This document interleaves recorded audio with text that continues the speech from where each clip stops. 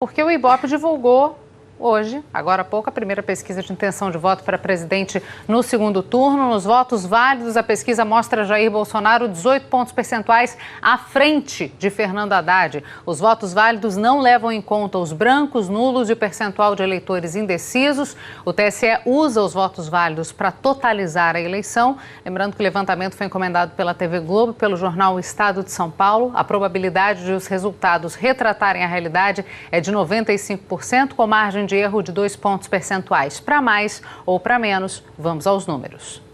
Jair Bolsonaro, do PSL, aparece com 59%. Com a margem de erro, pode ter entre 57% e 61%. Fernando Haddad, do PT, tem 41%. Varia entre 39% e 43%. No estúdio, já temos Camarote, Cris Lobo, Valdo Cruz, para a gente poder comentar tudo isso que está acontecendo. A gente só vai ver antes os votos totais, que é quando o Ibope considera os eleitores indecisos, e os votos brancos e nulos. Vamos aos números.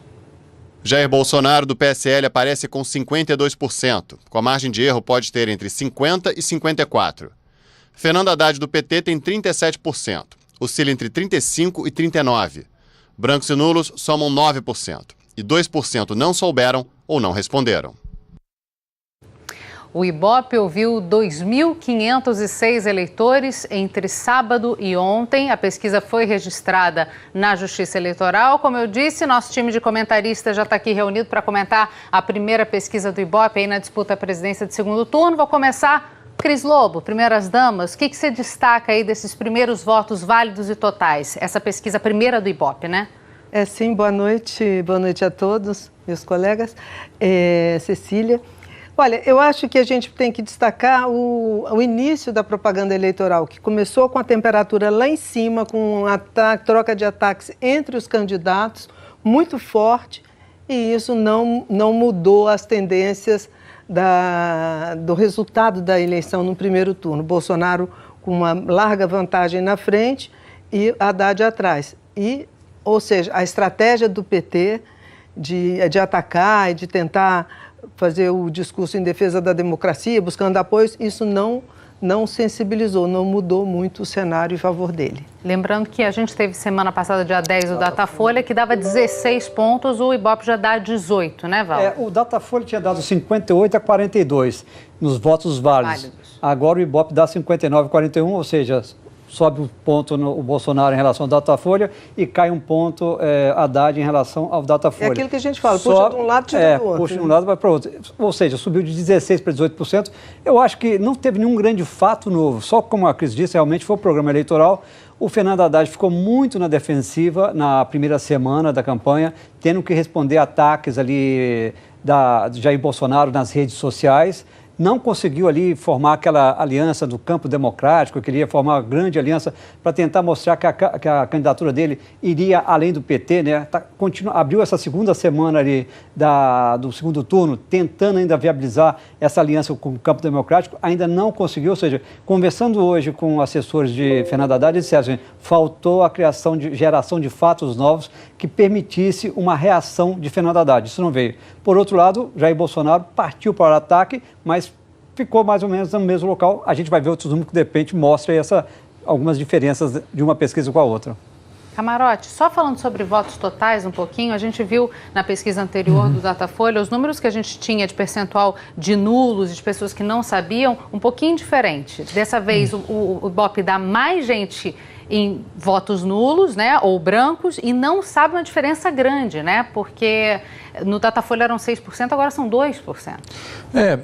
Primeiro tem que ver que mudou o campo e também a metodologia é diferente. Dito isto, o que a gente vê é que, de fato, você tem uma margem muito segura da campanha hoje do Bolsonaro. Se você pegar aí esse percentual, você dá quase 20 milhões de votos. Então, dependendo ali, lógico, do número de eleitores presentes e da abstenção no dia 28 de outubro, mas é uma margem muito segura. Fica cada vez mais difícil para o Haddad conseguir diminuir essa distância do Jair Bolsonaro. E mais do que isso, a gente está vendo o Valdo, a Cris falando, sem um fato novo. Estava conversando agora com o general Hamilton Mourão, que é o vice da campanha do Jair Bolsonaro. Ele fala até numa linguagem militar. Ele fala, agora é hora de manter a fisionomia da frente. O que é isso? Exatamente, é uma espécie de manter ali a linha de frente como está, ou seja, um congelamento da campanha. Então, é muito melhor agora, não precisa ter fatos novos na campanha do Bolsonaro, enquanto que na campanha do Haddad precisa ter uma revolução, e isso não está acontecendo. Mais cedo, André Sadi estava aqui com a gente falando um pouco sobre apoios, né, sobre estratégias nesse momento, e comentou apoio de partidos aí que não venceram no primeiro turno e que poderiam participar ou não desse segundo turno. A gente teve Ciro Gomes, por exemplo, que saiu do país e resolveu, de fato, abandonar o barco eleições por enquanto. Isso também tem um impacto aí quando a gente avalia a pesquisa do Ibope, o apoio de partidos? Olha, o primeiro impacto seria se inicialmente todo o centro democrático virou o centrão, né? Mas fosse em peso, né? O centro-esquerda do Brasil se unisse e criasse um fato. Isso não aconteceu na primeira hora. O PT consumiu uma semana inteira atrás desses apoios. Hoje, hoje o senador eleito Jacques Wagner já conversou com o presidente do PDT, Carlos Lupe. O Ciro continua viajando, só vem quinta-feira. Os petistas acham que o PDT está começando a fazer uma inflexão. Fernando Haddad saiu para fazer a gravação com o número do celular do Fernando Henrique no bolso para ligar no caminho. Não dá para saber se já ligou ou não. Mas a essa altura, eu não creio que nada mude. O que pode mudar é a biografia dos que estão sendo procurados. Ele espera também o Joaquim Barbosa. Então, porque o ataque a Bolsonaro por Fernando Haddad está de tal forma contundente que, e também na concepção que se estabeleceram as duas candidaturas, um é um candidato de direita, o outro é um candidato de esquerda, que quer se tornar um candidato de centro-esquerda, então, ninguém quer ficar desse campo político, ninguém quer ficar ao lado do Bolsonaro. Mas a rejeição ao PT é tão grande, que também nenhum deles se perfilou ali ao lado do candidato Haddad. Tem a questão, quando fala de apoio, que fala em apoio crítico. Né? Virou a palavra, o termo da moda, né? Pra muita gente falando, não, vai dar apoio, mas vai dar apoio crítico. Nesse apoio crítico, hoje o Fernando Haddad deu um pouquinho passo mais à frente, falando que é preciso reconhecer erros do passado.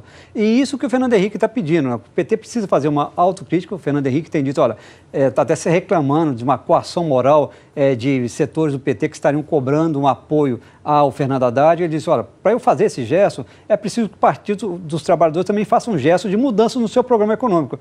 Esse é o problema do Haddad. O Haddad, para conseguir melhorar o seu posicionamento, ele tem que modificar toda a tônica ali da sua campanha do primeiro turno para o segundo turno. Terá ele autonomia para tal? Esse é o problema. E a gente estava até conversando, mesmo o PDT, Cecília, dando esse apoio crítico ao Partido dos Trabalhadores, ao Haddad, o que a gente vê é que os principais palanques desse segundo turno do PDT já estão com o Bolsonaro. Então, isso é um problema a mais. A gente estava aqui nominando agora há pouco Rio Grande do Norte, Rio Grande do Norte com Carlos Eduardo Alves, que está apoiando já o Bolsonaro, o Amazonino Mendes, né, no Amazonas. Você tem o Valdez Góes, que também disputa a reeleição no Amapá, e eu acrescentaria o juiz Odilon lá no Mato Grosso do Sul, que é um candidato forte ao segundo turno contra o governador Zambuja. Então, é uma situação onde há palanque do PDT, de fato e concreto nesse segundo turno, esse palanque está com o Bolsonaro. Então, veja como é complicada, porque é o PDT real. Porque o Ciro não está fazendo campanha e quem poderia estar fazendo campanha está com o Bolsonaro. Vamos falar de rejeição, porque a gente já tem os números da rejeição, porque o Ibope